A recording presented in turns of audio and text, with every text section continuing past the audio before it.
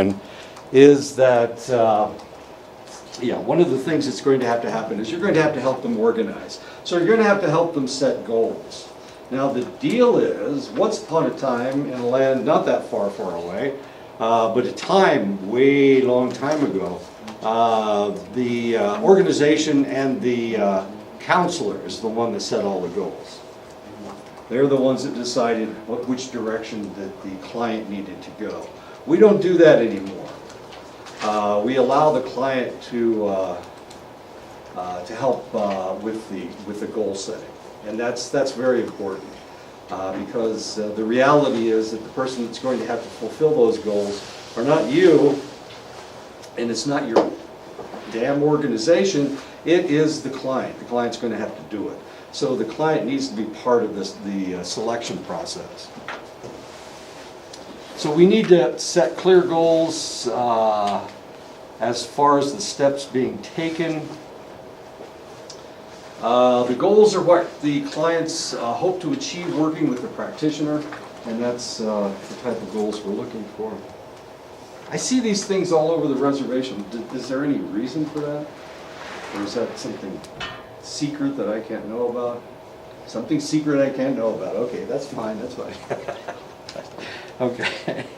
They are clients' visions of what their life would be like if their problems were solved, and of course that's what we're trying to do. Goals must be mutually established between the practitioner and the clients. This is relatively new. It's probably only 20 years old. Before that, when I first started in psychology back in the middle 70s, one of the things that they told us was we were the ones that had to establish all of this. And we played that game for about 20 years, and then they realized, wait a minute, we're not getting anything done. So maybe we ought to let the clients be part of this whole process. And it had to do with power. I mean, it was really kind of strange. Not just psychologists, but also social workers. These people, they wanted to mother everybody, and it was really kind of bizarre. But we've moved away from that, and now we allow the clients a little bit of autonomy, and we have given up some of our power, which is not the easiest thing in the world to do. A lot of people left the game, they left the field because before they were manipulating people. And if they were that kind of an individual, and there are a lot of those kind of individuals out there, people that like power, those people left the field because they couldn't do it. They couldn't stand the fact that the client got to decide what they were going to do by themselves. Of course, the reality was they weren't really helping very many people because, how many people like to be told what to do? I got somebody trying to tell me what to do right now, and I'm supposed to put something on the internet. And I haven't done it. She gave me that task 3 weeks ago and I haven't done it yet. I know. She's going to shake her finger at me. This has to do with a committee. Doesn't have to do with anybody that I work with. Practitioners should not try to guide clients. That's not our job anymore. It was once upon a time, it's not anymore. Identifying general goals. Satisfactory work depends on practitioners' ability to collaborate with their clients. Thank goodness. Now we have to collaborate with them. Before, of course, we could dictate what was going to happen next. And I didn't enjoy it. Actually, I didn't do it that way. And that's one of the reasons why I had a little bit of trouble with administrations. And it's mainly because I wanted them to tell me what they wanted me to do or how I could help them. But of course, most organizations, they want you to get this stuff done as quickly as possible. So they've got a formula. You've got a select number of counseling sessions that you can see the client, and they want them fixed by the time they leave. And so normally they're not fixing anybody, but they're claiming that they did. So at least they get paid. That's the most important thing, is the money that you get. Questions that seek clarification help clients figure out what goals they are motivated to achieve. So that's what we're looking for. We're trying to ask them questions that point to what they want done. Exception finding questions are useful. We're going to talk about exception finding questions in a second.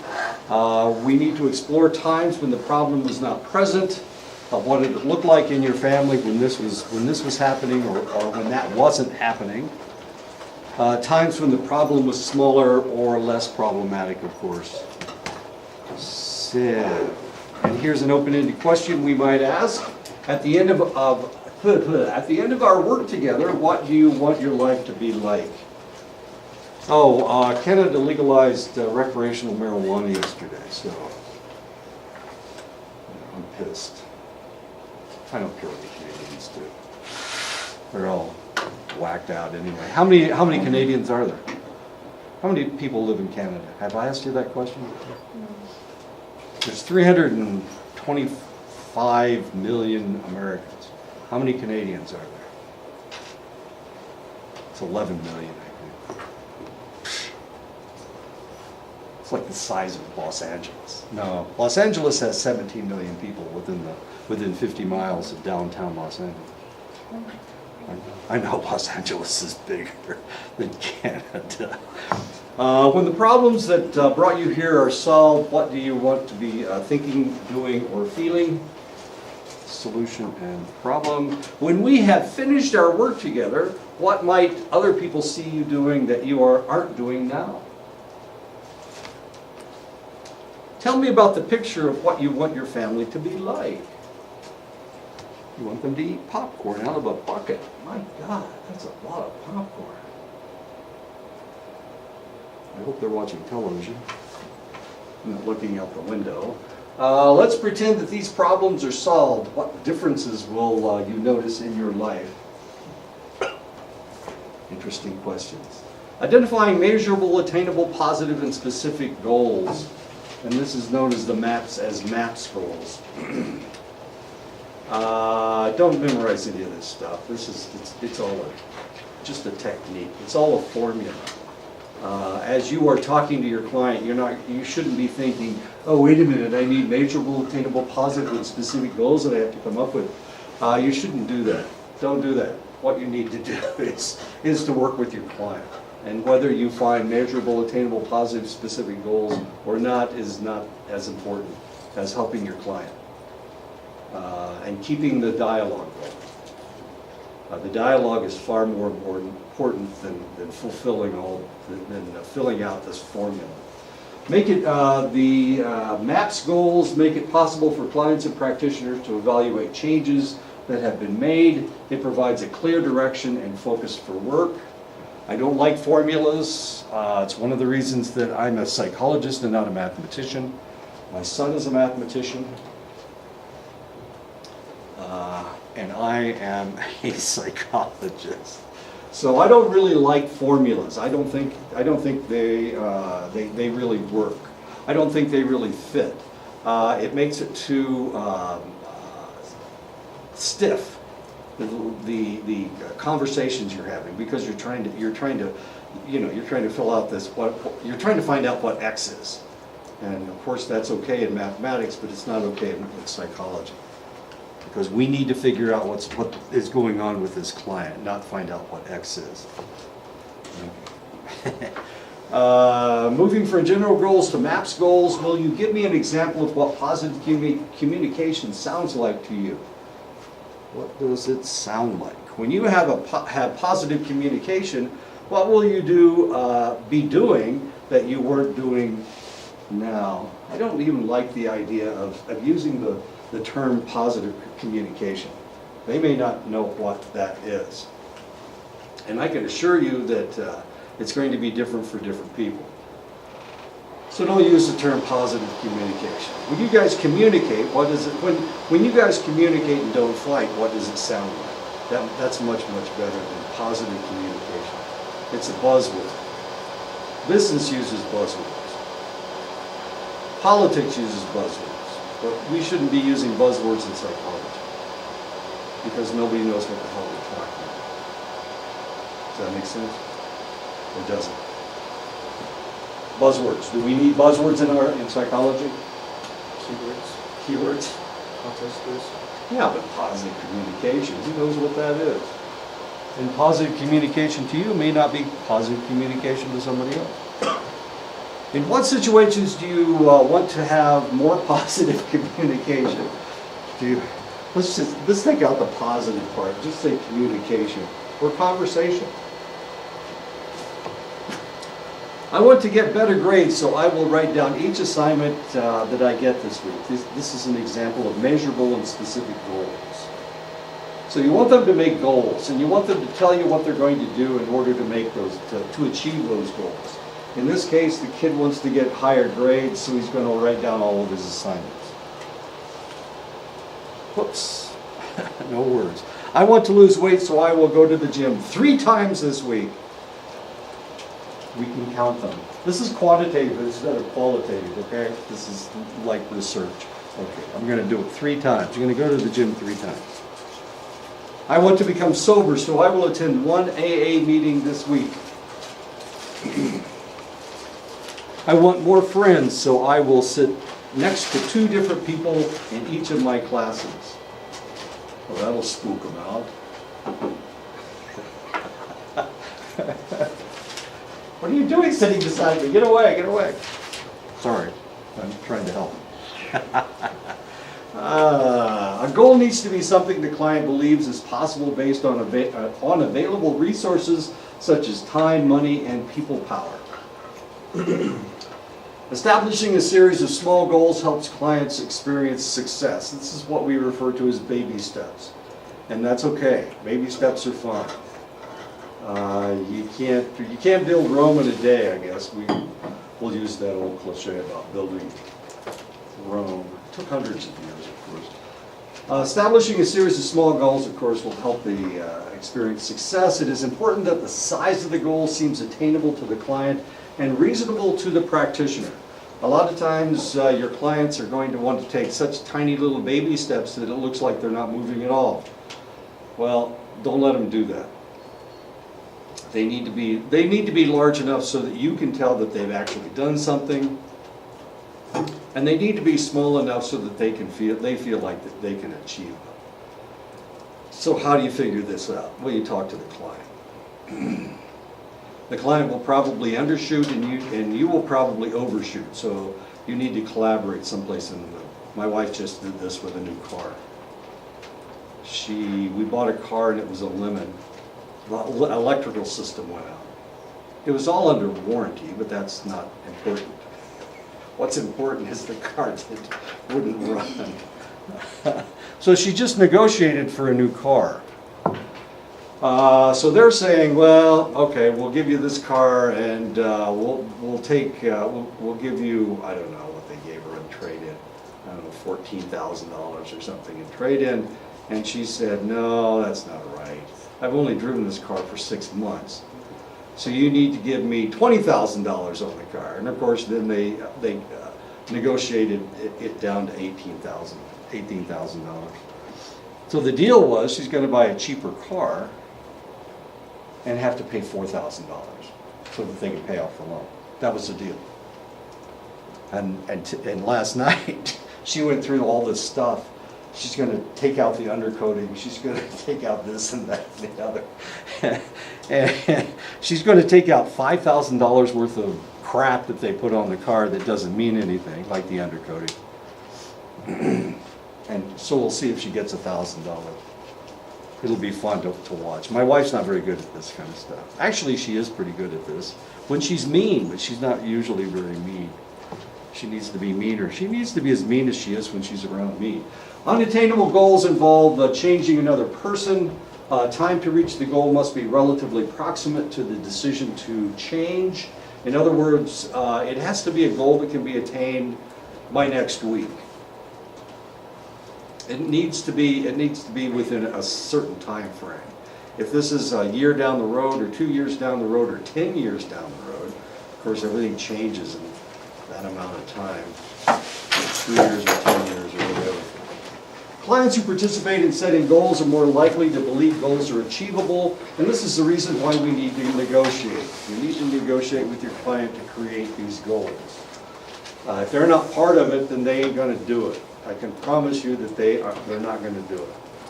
Goals should be visualized in concrete, specific behavioral terms. It needs to be measurable. It needs to be quantitative. So if they say they're going to go to the gym 3 times, it's easy to count. 1, 2, 3. Hopefully it's easy to count. Oh, no, I was there for like 3 hours on Tuesday, so that counts for 2. No, it doesn't. You were exercising for 3 hours? You can't exercise for 3 hours. Either that or you weren't exercising very hard enough for it to count for 2. Right, Sharon? Right? 3 hours. How can you do that? If I exercised for 3 hours, I'd be dead by the 2nd hour. Literally, possibly. Anyway. Your goal is to lose 15 pounds. Would it be reasonable to lose 1.5 pounds this week? Sure, there you go, something quantitative. Your goal is to turn your homework in on time. That's quantifiable. You can figure that one out. And to give your teacher an apple. Would it be reasonable to set aside an hour an evening to do homework for this class? Here we are negotiating, and we all wear purple sweaters. Your goal is to attend AA meetings. Would it be reasonable to acquire a list of local meetings this week? AA meetings, are there any in the area? Chinle? Any in Saley? Which guy? Fort Defiance. So if I wanted to go to an AA meeting, I'd either have to go that way or that way. 28 miles down the road, okay. Just wondering.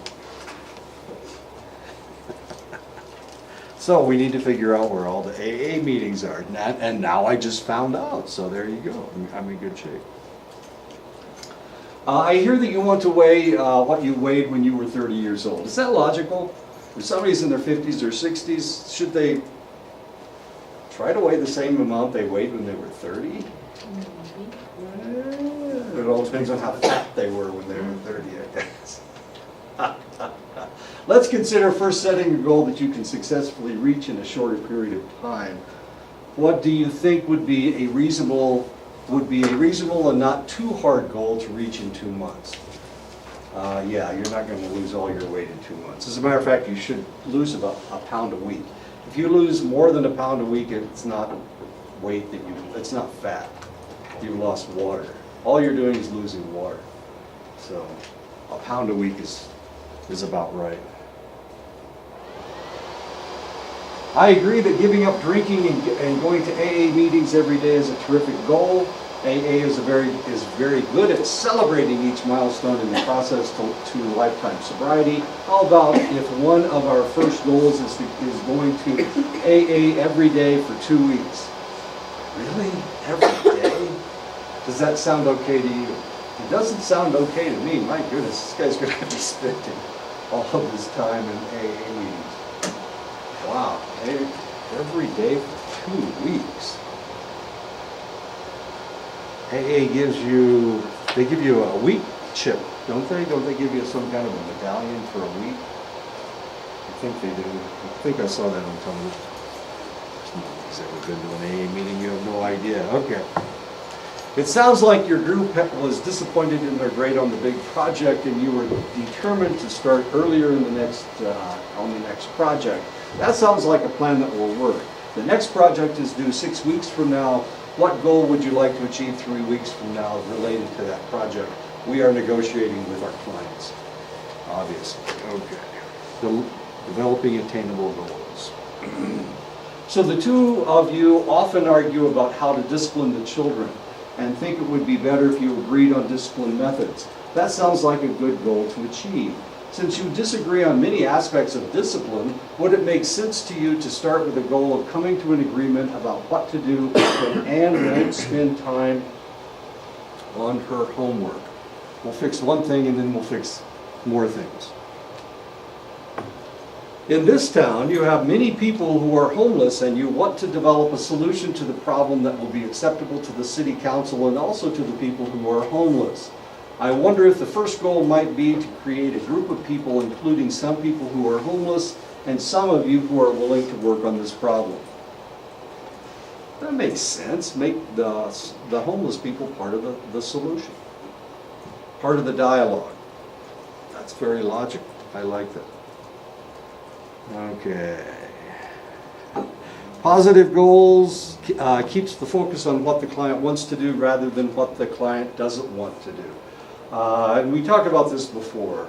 You can, if somebody's an alcoholic, of course, they want to stop drinking, but they want to stop drinking for a specific reason, not just to stop drinking. They usually want to lose weight, or they want to reestablish a relationship with a select individual. You need to keep it as positive as possible, and take away the negative and accentuate the positive. That's what you really need to do. If you're looking at positive goals, this is known as positive psychology. I'm a practitioner, Dr. Wolf is a practitioner, and I think Sarah may be a practitioner as well. It's kind of hard to tell with her cognitive psychology what she's thinking. But positive psychology focuses on the positive, not on the negative. If you teach abnormal psychology, which I do, it's really hard to focus on the positive, but the reality is we're trying to make people feel better about themselves instead of focusing just on the negative. We do label people with who have obsessive compulsive disorder or depression, but at the same time we're trying to accentuate the positive and to eliminate the negative, which is in this case would be depression, and the positive would be feeling happy. So positive goals are far more attainable, and they feel better to the client if you focus on that rather than on what they're doing wrong. When you tell people about what they're doing wrong, it's like you're shaking your finger at them, and nobody likes to have a finger shaked in the face. Practitioners can use open-ended questions to help clients to think in positive terms. And of course, that's what we have to do. One of the problems that a lot of clients have, that you're going to discover, that clients will focus on the negative rather than thinking about the positive. So your job is to get them thinking in more positive terms. It's like mathematics. Rather than put that negative mark, that subtraction mark, you need to put a positive mark up there for them to attain something, so that they can step up rather than step out of a hole. It's like they're stepping up. So we're focusing on the stepping up rather than the fact that they're in the hole. Examples of positive goals. I want to lose weight, so today I will eat at least 2 servings of fruit. I'm not sure about that fuchsia knife. I want to turn my homework in on time, so today I will review all the work I need to turn in this week. Those of you who haven't turned in your history, you need to do it by next week. Tuesday we're going to start.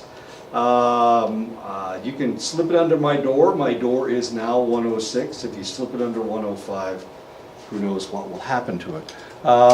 So those of you who haven't turned in your history yet, or you can email it to me, that's fine, that'll work as well. But you all need to do that. Okay. I want to make 2 new friends, so today I will say hi to 5 people. How many of you have said hi to 5 people today?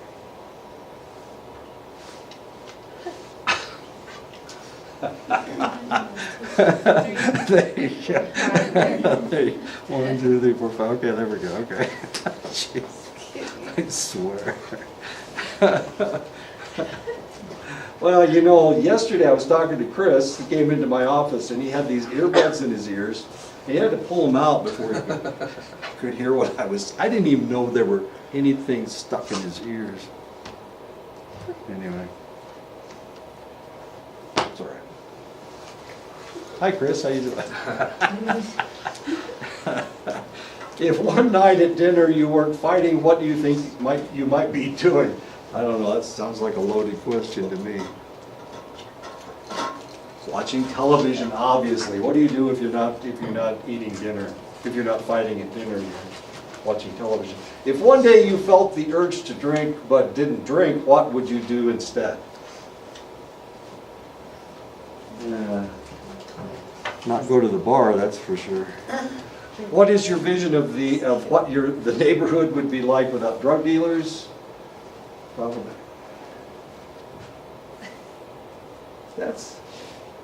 Those are cookies. He's trading cookies for, now that's money in cookies. This guy's selling him Girl Scout cookies. This guy's selling Girl Scout cookies. I don't know about that. When you are concerned about how things are going in the group, how would you like to talk to each other about your concerns or hopes? That makes sense. Have you ever been in a meeting and everybody just bellyached about like everything? Didn't talk about anything positive? That's always a downer. We're going to have one of those meetings tomorrow, so we'll see what happens. If this agency was functioning in a way, I love meetings. I love going to meetings. They're just great. I like talking to people. And I never meet these people. I mean, all of a sudden I'm in the School of Business and Social and Behavioral Sciences. I don't know any of the business people. I told you the story of I was stationed at an Air Force base and I needed a master's degree. So I started working on a master's degree. Well, there were only two there. One was in business and the other was in psychology. Now you're going to find out why I'm a psychologist. So I took a business class and it was so boring. Oh my God. I just about plucked my eyes out. It was so bad. Then I took a psychology class and we talked about sex and I was thinking, wait a minute. Let me think about this for a second. Boring or sex? Boring or sex? They're both about the same. I think I'll go ahead and take sex anyway. Anyway, that's why I'm a psychologist. And unfortunately, that was the last class when we talked about sex. So. But at least it wasn't boring. Oh my God, this is so great. And you talk to them, that's what they talk about, is business stuff. And it's anyway, I like them. I don't know any of the business people. Accounting, oh my God. Is any business majors? Do we have any business majors? Nobody? Nobody? Okay, good. I haven't insulted anybody. Here, I'll write down their names and you can go and kick them in the shins or something. Patrick Blackwater. Does anybody know Patrick? He's funny. He's a hoot. And that's the only person I know that's in the business department. If this agency was functioning in a way that you believe would be effective, what would people be doing that they aren't doing now if they were effective? There you go, GIF. Short-term goal, this week I will go to class and write down my homework assignments. And Squidward, right? Did I get him right? All right. Long-term goal, this semester I will raise my grades one level. That's how hard I'm going to work. Short-term goal, this week I will speak with 3 new people. My God, this person has a real problem with friends. Long-term goal, this semester I will make 2 new friends. How many people have at least two friends? None of you? Oh my God! We're in college, we have acquaintances. You have acquaintances and no friends. Oh no, this is terrible. We're all family. Oh, is that right? Pretty much. Nobody likes family, that's for sure. Okay. Moving from general to specific goals, practitioners may decide to approach agreement on problems and goals differently. And of course, this is what I keep saying, we all do things differently, we all have our own voices, so you're going to have to figure out how you're going to do this. It's up to you, because I mean it's your client and it's your practice. Some practitioners prefer more general goals.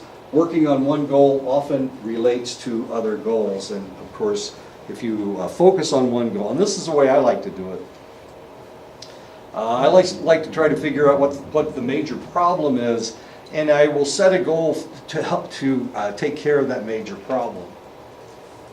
And then we see how things fall out, and we'll see how things take place after that, after fixing that one goal. A lot of times, if you fix the major problem, it cures all these other problems.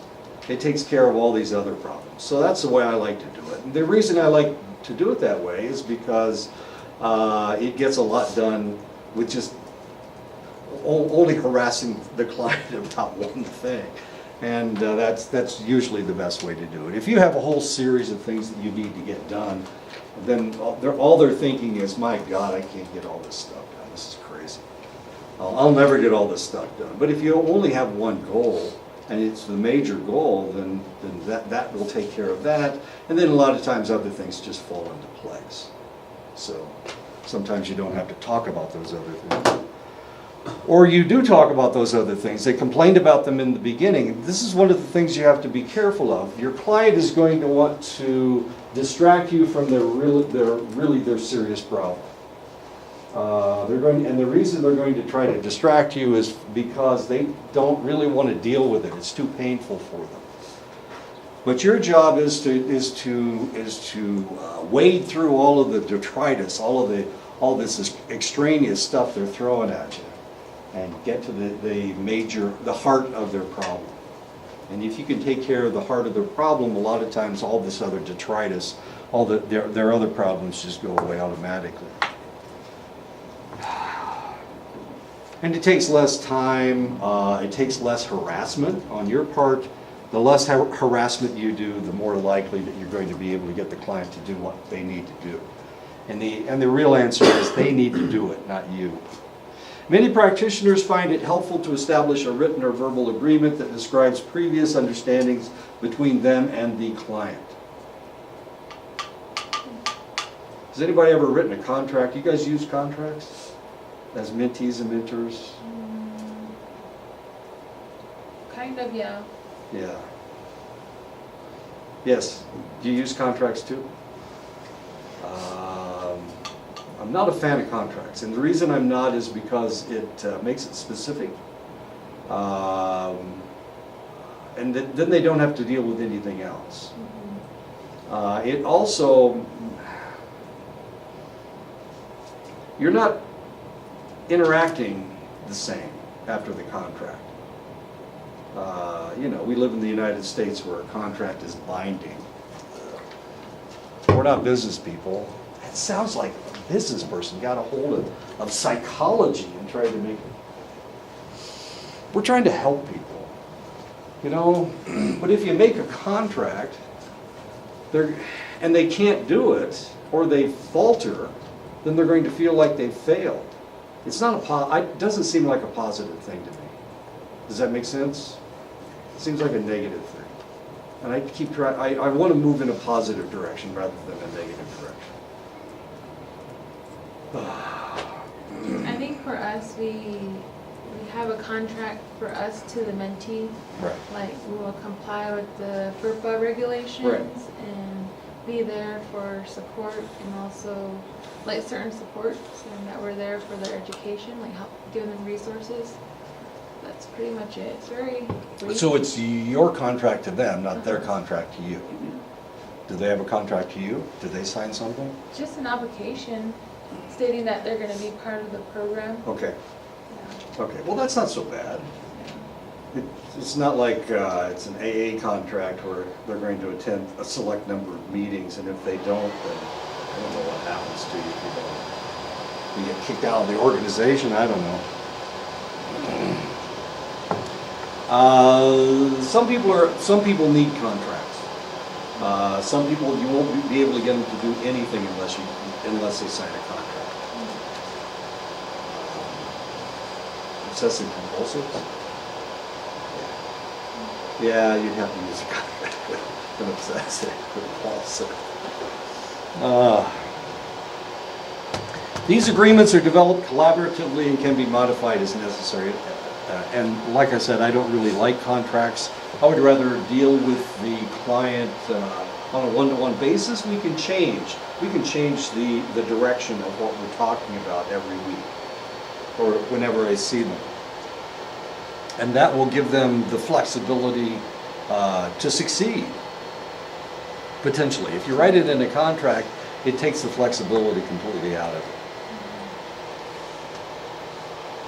A good alliance involves a safe, trusting, comfortable, collaborative relationship, and that's quite true. It includes an agreement between the practitioner and the client about the goals. And of course, this is what I don't really agree with. I don't think that we need to do that. However, some people may need this. Some people, some practitioners, and it really all depends on what problem your client has. If the client is an alcoholic, who are the biggest liars in the world? Well, the second biggest liars in the world. Well, that's alcoholics. They're really good at their practice. So you may have to pin these people down with something like a contract. The others are people with antisocial personality disorder are actually the best. They're the best liars. So you may have to pin them down. But if their problem is something else, depression, if it's that whole thing about having somebody who's suicidal sign a contract that they won't kill themselves. Wait a minute. That seems a little... So if what if they don't fulfill their contract? Well, they're dead. I'm sorry. They're dead. It just seems a little cold to me. They need people that are their friends, and if they have friends, of course, then they are less likely to try to commit suicide. Doesn't always work that way. Sometimes it's the very opposite. The truth is, if somebody wants to kill themselves, they're going to find a way to do it. You've got to change the way that they think about themselves. That's the only way you can do it. But if somebody really wants to kill themselves, there's just any way in the world. I told you about one of my ex-students.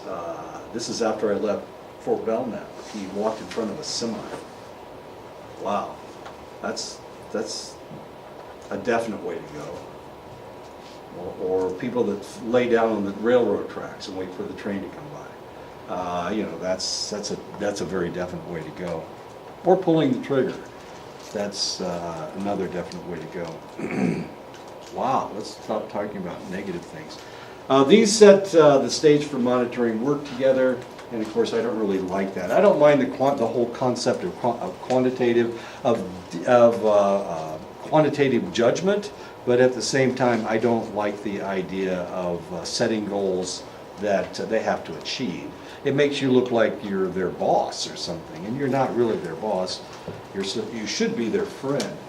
There are many valid and reliable scales for measuring the alliance. There are also scales for measuring the outcome of a session or series of sessions with clients. We can use the Goal Attainment Scale. We're doing quantitative research again. 5-point scales that range from most to least favorable outcomes that the client believes are possible. That's the Goal Attainment Scale. It can be used to identify the level of progress achieved either during the course of work together or at the end. Using the gas for each MAPS goal can be helpful only if you're that kind of person. Okay. When do you know if your client is actually doing better? Do we need to actually ask them? On a scale of 1 to 5. When they stop. When they stop When they stop? on their own, I don't know, how do you know? They don't feel like they need it anymore? Yeah. That sounds like a good way to do it. On a scale of 1 to 10, you were depressed yesterday. On a scale of 1 to 10, how do you feel today? That's like vexed depression inventory. I don't know. This is. I don't really like this. No. It's focusing on the negative. Once again, it's making them quantify the negative, and I don't really like them even thinking about the negative. They need to think in positive terms. This week I will eat 2 servings of fruit each day. I think we already said that. Next week I will make an appointment to join a gym. You know how many people join this? The reason the gyms make so much money, they're in warehouses, they got all these weights, they got all these machines. The reason they make so much money is not because of so many people come in to use the gym. It's because so many people sign up to use the gym. And most of them don't come in, so they don't wear out their equipment, and that's okay with them. They're perfectly happy for you to sign up and pay $10 a month and never come in.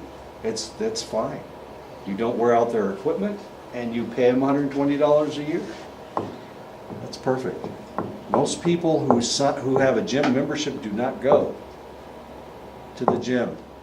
Wait a minute. Oh, wait a minute. My daughter has a gym membership. I don't know if she's going or not. It's, what is it? Planet Fitness. I love going to the gym. So everybody hates me. They don't want me coming in at all because I go twice a week. The following week I will attend gym and 3 exercise classes. There you go. That's the way to do it. The next week I will continue at the gym and eating fruit and weigh myself to see if I have lost any weight. If not, I will join Weight Watchers, etc. Or whatever. I will join a Weight Watchers organization. If you're exercising and you're eating good food and you're not losing weight, there's a reason for it. You need to go to the doctor, not go to Weight Watchers. I'm sorry. I'm trying to help. 14.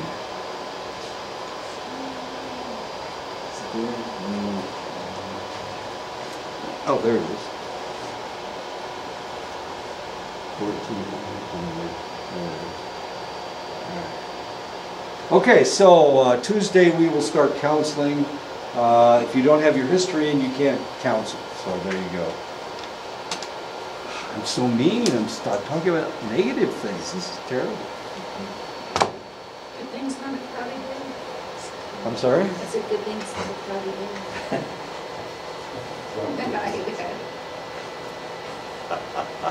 Put us in a Kurt Cobain mood.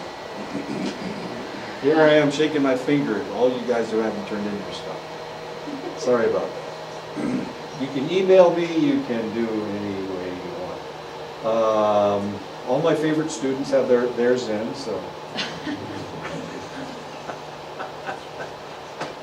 I don't know if that worked or not. The practitioner needs to learn specifics about the problem, such as where the problem occurs, who is involved in the problem, what are the immediate antecedents and consequences, what meanings are attributed to the problem. So we're looking for trying to identify their problem. Understanding the environment can require further exploration. This is tough. Family is the #1 reason for somebody to have a problem. Every time I see my brother, I punch him in the face. That sounds like a problem. I know. Every time I get around my uncle, he gets drunk and we get in an argument. Wait a minute, that sounds like a problem. Families have lots and lots of problems. Everybody in the family's okay except little Jimmy, and little Jimmy we swear that the kid has ADHD, but nobody else recognizes it. The family dynamic. Family dynamics, all this stuff is very common. Maybe it's the neighborhood that somebody is in. My daughter's having trouble at her school. She teaches in Clinton, Iowa. Clinton, Iowa was this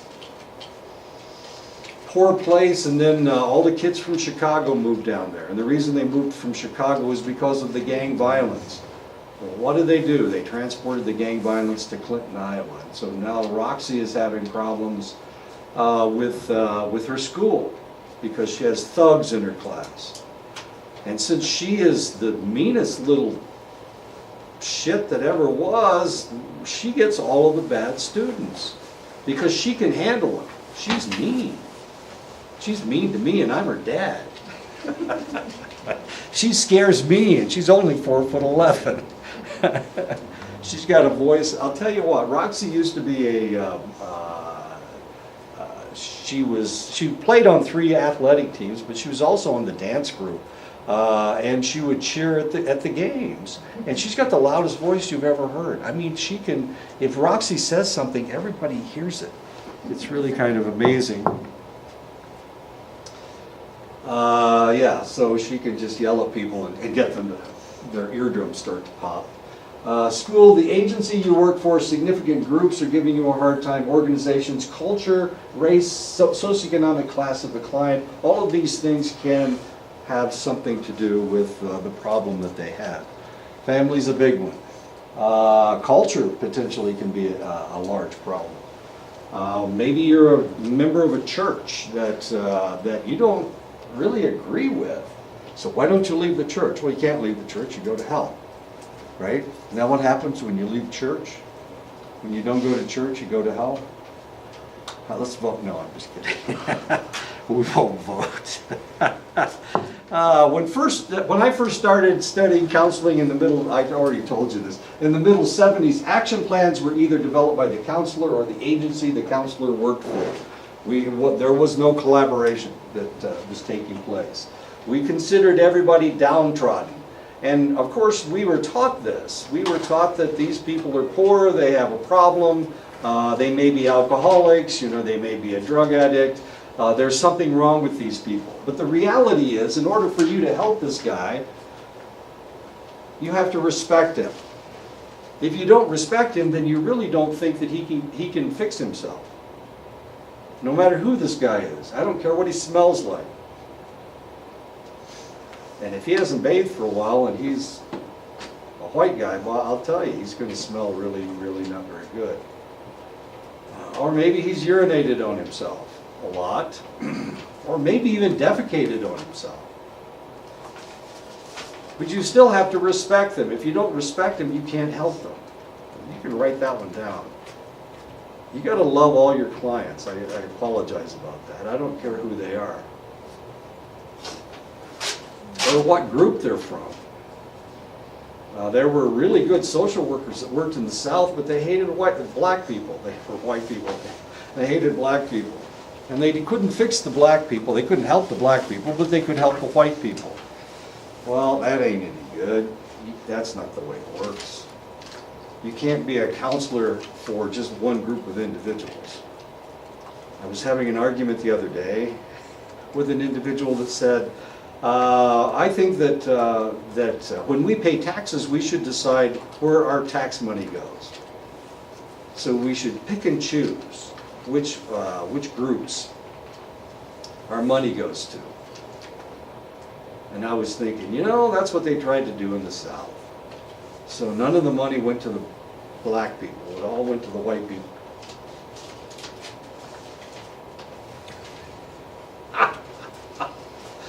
So you gotta love everybody. I know this is not easy.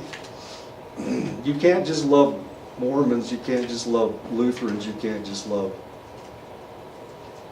Catholics. You have to love everybody. And it's not always easy. These people kill each other. We've fought wars over religion, as stupid as that is.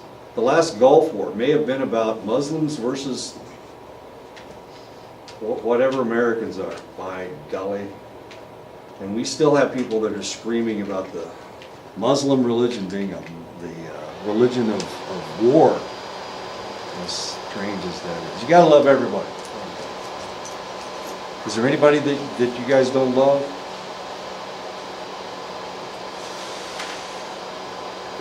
One of the things I've noticed about American Indians, I'm going to get fired right now, so get ready to. This is the last time you'll ever see me. One of the things I noticed, I saw this up north. One tribe doesn't like the other tribe. I know. Up north they don't like crows. Why don't they like crows? They were. History. I'm sorry? History, exactly. They were the scouts for the cavalry, and they were the ones that led Custer into battle a little bit, but they also led Custer into, or they led everybody. What about, what was it? I was watching a movie last night. Rio Grande. Has anybody ever seen the movie Rio Grande? It's an old movie with John Wayne. He's a colonel in the U.S. cavalry, and they're fighting against the Apaches. And in the end of the show, they 5 people got awards, got medals. The first guy was Corporal Bell, and then the other 3 were troopers, and the last guy was Navajo Scout Charlie Bigwater or something, son of somebody. Anyway, so the scouts were Navajo. Of course, he had. It's really kind of hard to tell. But so here we've got Navajo Scouts. Was that true? Were there really Navajo Scouts? Really? Yeah. Oh my God. So do the Apaches not really like Navajos because you guys were the Scouts? Well, there's a story about the separation of Navajos that moved out that way and the ones who stayed over. Okay. Wait a minute. So did they fight with the Apache? I mean, did they ally themselves with the Apache? Ever? No, hell no.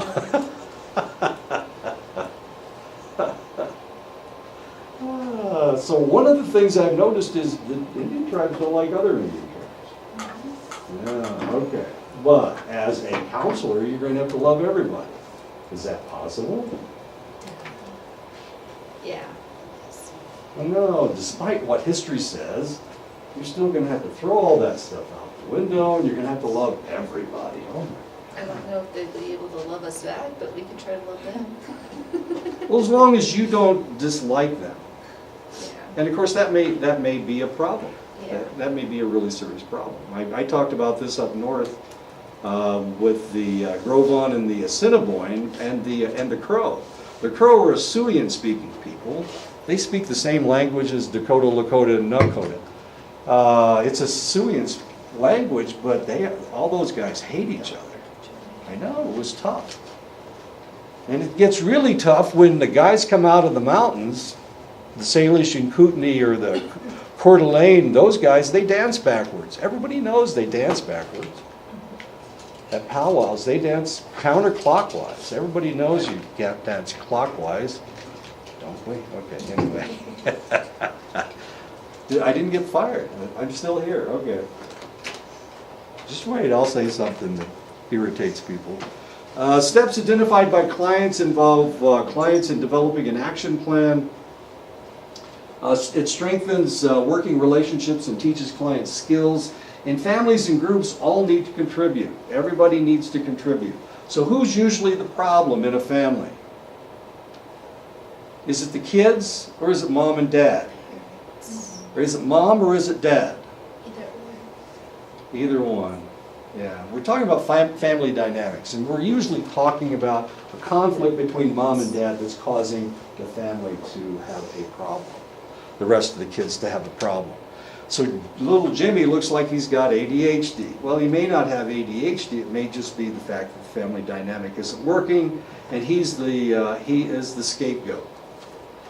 He's the one that everybody's falling back on. It's all Jimmy's fault. Little Jimmy's fault. Is little Jimmy the baby of the family? Is he the oldest person in the family, or is he the middle child? He's probably the middle child. Yes. Middle children tend to be more sensitive than babies or the oldest person in the family. And they're more sensitive because they have never been the golden child. They've never been the select person in the family. The oldest one was the baby for the longest time, and then all of a sudden the middle kid came. And then, and of course, so he was the baby of the family for what, a week? And then mom got pregnant again. And now there's baby Jack, and everybody loves baby Jack because he's cute and he does silly things. And doggone it, little Jimmy, he can talk, but no, little Jack, he's just the cutest little thing in the world. So little Jimmy is the forgotten child. He's the middle child. So he's the one with ADHD because he's the one that's always acting out, trying to get mom to notice him, or dad. We got the oldest child that is the best child in the whole world and always has been, and then we've got the baby that everybody babies, and so what does that leave? What role does that leave for little Jimmy? got to be the clown. It's probably 'cause If that, if you come from a family where clowns are accepted, funny people are accepted. How many middle children do we have in here? How many little Jimmies do we have in here? There's a little Jimmy. Any other little Jimmies? The two of us are little Jimmies, okay. Wow. the middle child. Oh, that's me. I got three little Jimmies? Okay. That's okay. I know, I became the joker. Steps suggested by one member of the family or group may seem easy to one and not to others. Just shoot little Jimmy in the head. That'll ought to take care of everything. If we didn't have little Jimmy in the family, everything would be great. Why don't we ship him off to Grandma? Little Jimmy, that won't work. Would you have gone to Grandma? Would that have worked? Yeah, that probably would have worked. I told my little brother to fly off the truck. They couldn't ship me off to Grandma. She was dead, so that wouldn't have worked. All my grandparents were gone. The steps must be small enough that everyone can feel like they can work on the issue together. So we have identified the steps. Past successes can help identify steps and strengths. The practitioner can use exception-finding questions to identify steps. This is similar to the goal-setting process.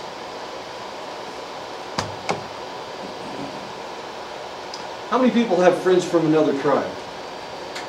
Got 1, 2, 3, that's good. 4, 5, going for 6. Nope, 5, okay. What tribe? Hopi. Hopi? Hopi? Rose type. Oh, Sioux. Really? I'm so gracious. And bossy. They know all the answers, so yeah, just Yeah. call them up on the phone. Oh, yeah. Apache? Cree, Howell, Cree, really? Cheyenne. Saddleback, yeah. Cree? Are you kidding me? Those guys do all kinds of magic stuff. Weird. They're Chippewa. Okay, Chippewa too. Okay. I had a friend that was Groveland. He had a girlfriend that was Cree, and she wove her hair in his clothes. It was terrible. So then she breaks up with him, and he's pulling her hair out of his clothes. And it was her way of I don't know, yeah, I know, getting into his head. It was really kind of weird. I felt sorry for him. Oh, man. So I find my wife's hair in my clothes. Oh no, my God. Exception finding questions. I'm just Crees are okay. Chippewa Cree up in Montana, Rocky Boy Reservation. Chippewa Cree. No, it's in it's right south. It's just south of Havre, just north of Great Falls. Chippewa Cree. Recall a time when the problem did not occur, and let's identify what you were doing at the time. My God, look at that road he's running.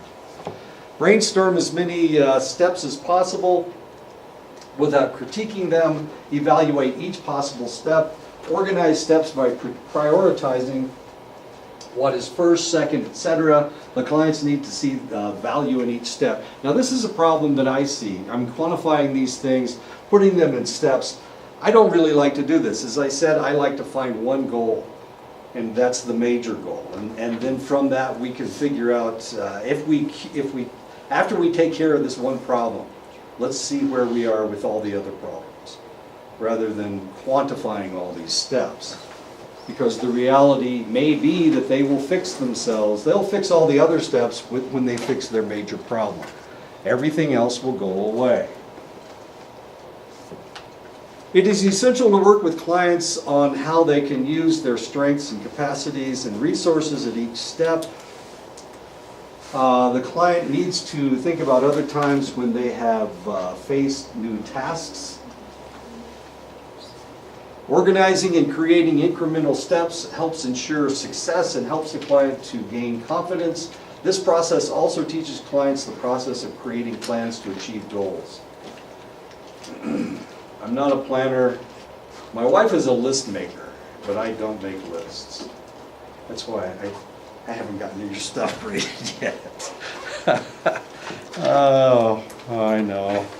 I need to be better at this. The practitioner needs to evaluate whether the client is satisfied with their progress. The practitioner can reuse the monitoring system that was established in goal setting. That's one way to do it. Little progress may relate to whether the client felt goals were attainable or highly valued. And this is the problem. A lot of times you're going to have a client that is a little bit, that allows you to set the goals. And if you set the goals, one of the things that may potentially happen is they're not going to be part of that goal setting process. They don't really think that they can attain them. So they're not even going to try. I told you that I'm having trouble with a lady. She keeps shaking her finger and telling me to do stuff. Well, she wants me to do stuff that I don't have a clue how to even find it on the internet, let alone get it done. So she says, you need to do this. And I say, okay. And I haven't done it yet. Passive-aggressive behavior. And you're going to see passive-aggressive behavior a lot. That's one of the reasons why they have a problem. People tell them to do stuff and they don't get it done. But they tell them they're going to get it done, they just never even attempt it. I haven't even attempted to get this stuff done because I'm pissed at this lady. Passive-aggressive behavior. See, I can be passive-aggressive. Sarah and I used to argue all the time. And I kept telling her, look, if you keep trying to force me to do things, I'm just going to get more and more passive-aggressive. So she stopped. She stopped. I know, it was terrible. But I was truthful with her. I told her I would be passive-aggressive. I'd never get this shit done because I don't think it's right. I don't believe in it. I'm not going to do it. And you're just going to make me more and more passive-aggressive. And I don't want to be passive-aggressive. I want to feel good about coming to work every day, not having this thing hanging over my head. Anyway, so eventually she went to Tuba City, so no, that's not why she went to Tuba City. Yeah, right. Yeah, she was, okay, she didn't go to Tuba City just to get away from me, okay? I'm assuming. I hope not. I'm sorry, I drove Sarah away.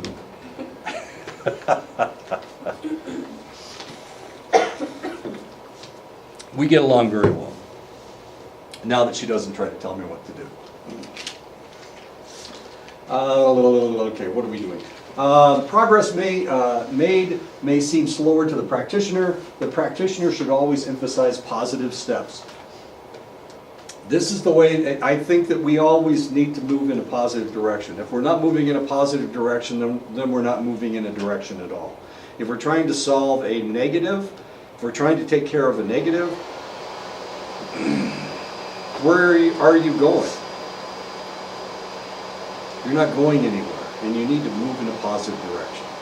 So as a psychologist, as a counselor, you need to accentuate the positive, and when I say eliminate the negative, what I'm really talking about is not talking about it. Don't deal with that. Deal with something that they can actually achieve. Why don't we stop right here? We'll pick this. Oh, wait a minute. On Tuesday, we're going to start counseling. Maybe I'll finish this chapter.